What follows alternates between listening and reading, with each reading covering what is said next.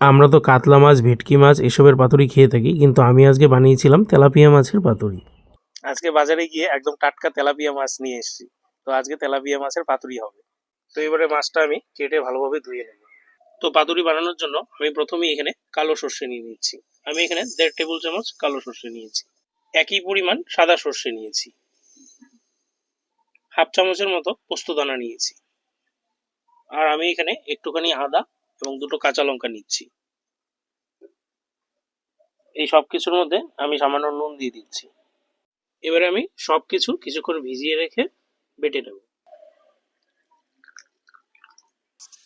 আমি এখানে তেলাপিয়া মাছটা ভালোভাবে কেটে খুব সুন্দরভাবে পরিষ্কার করে ধুয়ে নিয়েছি। তেলাপিয়া মাছগুলো আমি এখন মাছ বরাবর দাগিয়ে নেব।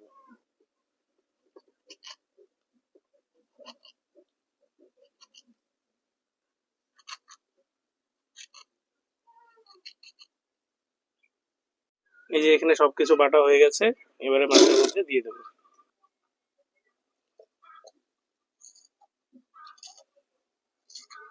এবারে উপর থেকে কিছুটা কাঁচা সর্ষের তেল দিয়ে দেবো। স্বাদ মতো নুন দিয়ে দেবো। হাফ চামচেরও কম হলুদ দিয়ে দিচ্ছি। এবারে সবকিছু একসাথে ম্যারিনেট করে নেবো।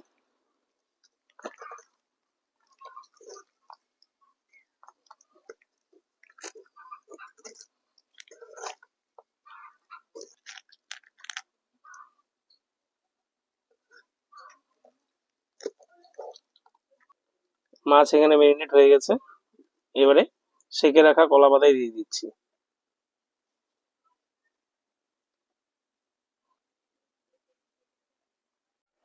এবারে উপরে একটা কাঁচা লঙ্কা দিয়ে দিচ্ছি। আর উপর থেকে একটু সর্ষের তেল দিয়ে দিচ্ছি।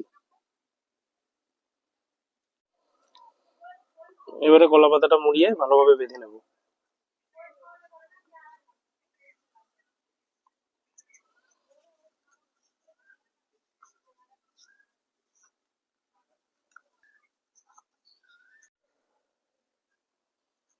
বাকি মাছগুলো ঠিক একইভাবে কলা পাতায় দিয়ে বেঁধে নেব।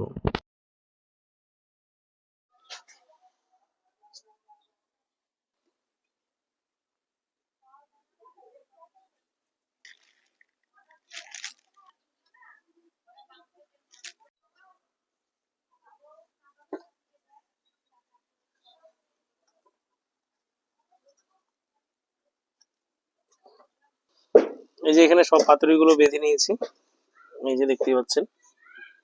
এবারে পাতুরিগুলো ভেজে নেব। এখানে কড়াই গরম করে নিয়েছি, এবারে কড়াইয়ে আমি সর্ষের তেল দিয়ে দিচ্ছি।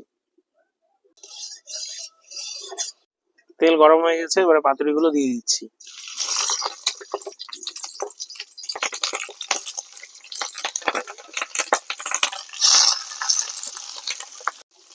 এবারে পাতুরিগুলো ঢেকে দিচ্ছি। 5 মিনিট ঢেকে দিয়েছিলাম, এবারে ঢাকনা তুলে নিচ্ছি।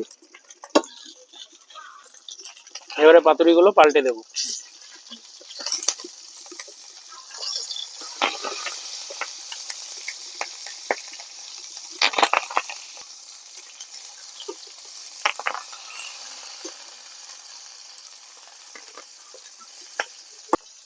আবার ঢেকে দেব।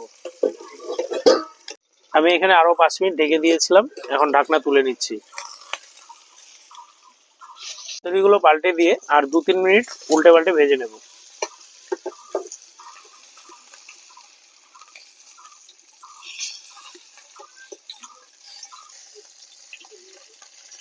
পাতুরি হয়ে গেছে, এবারে নামিয়ে নেব।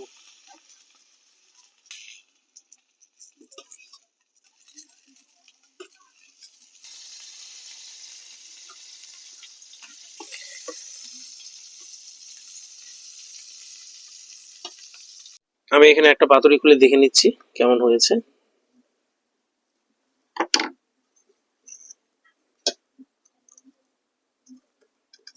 খুব সুন্দর ফ্লেভার বেরোচ্ছে, সেন্টটা খুব দুর্দান্ত। দেখি পাতুরিটা কেমন হয়েছে। ওহ, ধোয়া উঠছে, অসাধারণ। এই যে আমাদের তেলাপিয়ার পাতুরি দেখতেই পাচ্ছেন হয়ে গেছে। গরম ভাতের সাথে এই পাতুরি কিন্তু খুব ভালো লাগে খেতে। তো আমি দেখে নিচ্ছি একটা পাতুরি কেমন হয়েছে। এখানে দেখুন, এই যে দেখুন মাছটা কত সুন্দর সফট হয়ে গেছে।